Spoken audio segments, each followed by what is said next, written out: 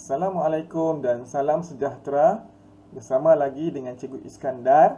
Dan untuk hari ini kita akan bersama-sama menyelesaikan aktiviti 4, banding beza ketumpatan. Buku aktiviti sains tahun 3, unit 7, ketumpatan. Baiklah, kita teruskan kepada aktiviti 4, muka surat 66. Okey, inilah dia muka surat 66. Aktiviti 4, tajuknya banding beza ketumpatan.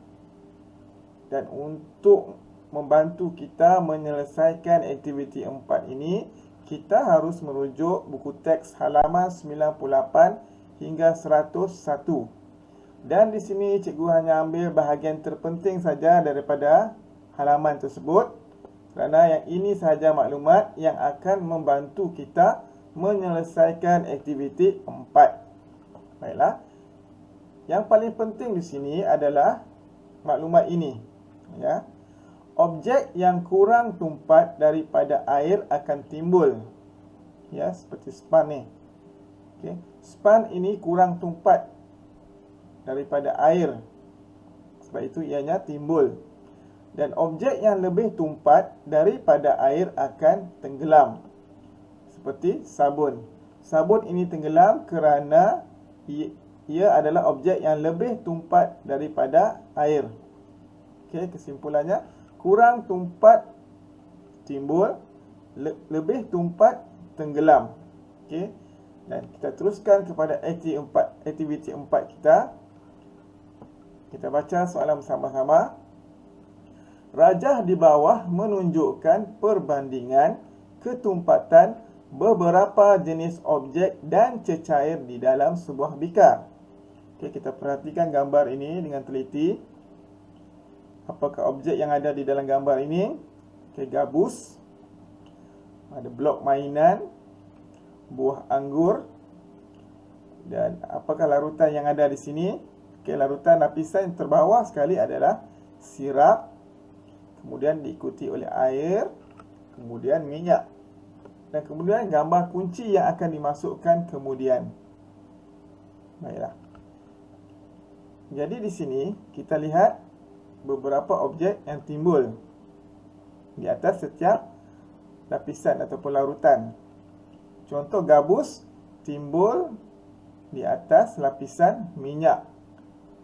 Bermakna gabus bila dia timbul, bermakna gabus kurang tumpat daripada minyak. Ya, kerana dia timbul atas minyak. Dan minyak ini lebih tumpat. Okey, minyak ini lebih tumpat daripada gabus. Okey. Dan kita dapati di tengah-tengahnya ada blok mainan. Dan blok mainan ni timbul di atas permukaan air.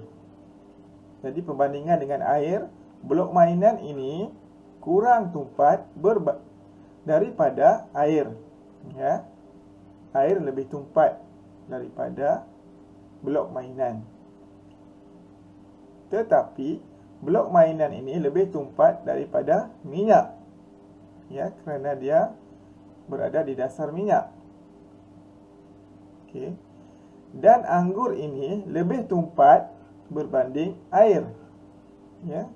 Lebih tumpat maknanya dia akan berada di dasar air. Dia lebih tumpat dari air. Dan anggur ini kurang tumpat jika dibandingkan dengan sirap. Maknanya sirap ini lebih tumpat berbanding buah anggur.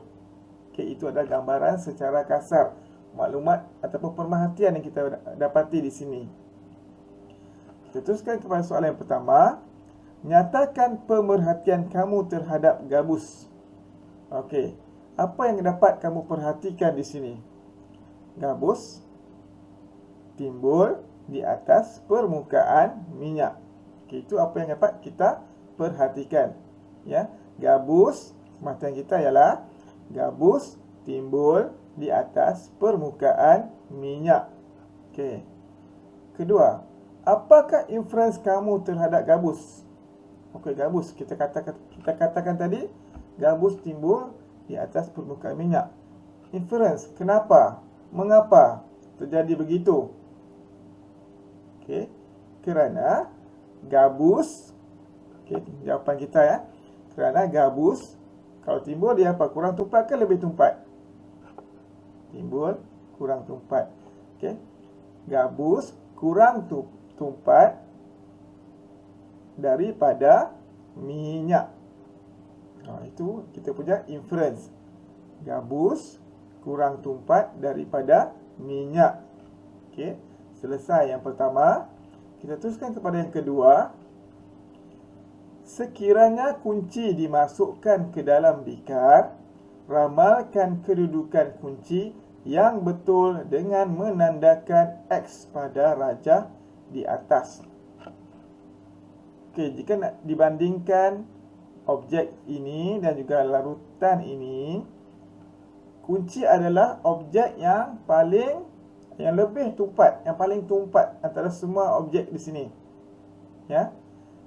Jadi, kita boleh katakan bahawa kunci ini akan pergi terus ke dasar bikar.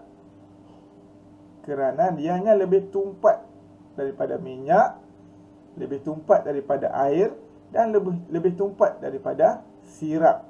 Jadi kunci X di sini ya.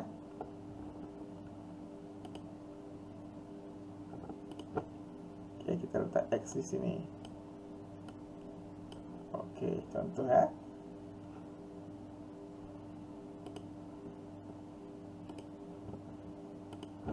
Okey, kita dah tandakan kedudukan X. Kita teruskan kepada sub yang kedua. Berikan inference kamu bagi jawapan di atas. Okey, jawapan kita X di bawah bikar ni, di dasar bikar. Inference, kenapa kita letak di sini? Kita tandakan X di sini. Seperti yang cikgu cakap tadi, katakan tadi, kunci, okey, kunci lebih tumpat daripada minyak, air dan sirap. Okey, itu inference kita, ya.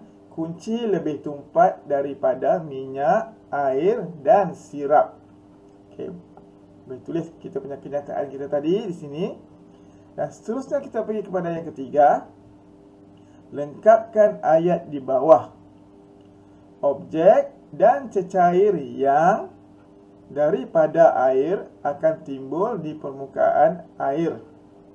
Akan timbul di sini ya. Kita perhatikan di sini rujukan kita. Maknanya kalau timbul, objek itu mestilah kurang tumpat, ataupun cecair itu mestilah kurang tumpat. Objek dan cecair yang kurang tumpat daripada air akan timbul di permukaan air. Okey, ingat ya murid-murid.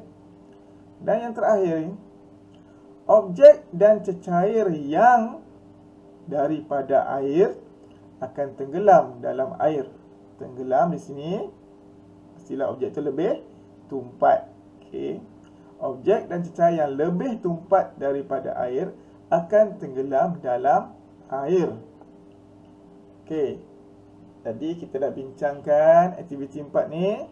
Cikgu harap kamu boleh ingat apa yang kita bincangkan tadi dan kamu dapat membantu kamu menyelesaikan aktiviti 4 ini.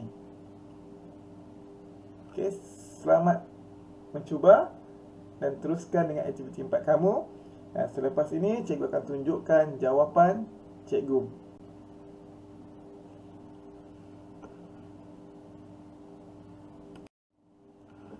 Okey, ini adalah jawapan yang kita telah bincangkan tadi. Macam cikgu telah tuliskan jawapannya di dalam aktiviti 4 ini. Jadi kamu boleh perhatikan adakah sama seperti apa yang kamu buat dalam buku aktiviti kamu. Okey, kamu boleh buat perbandingan.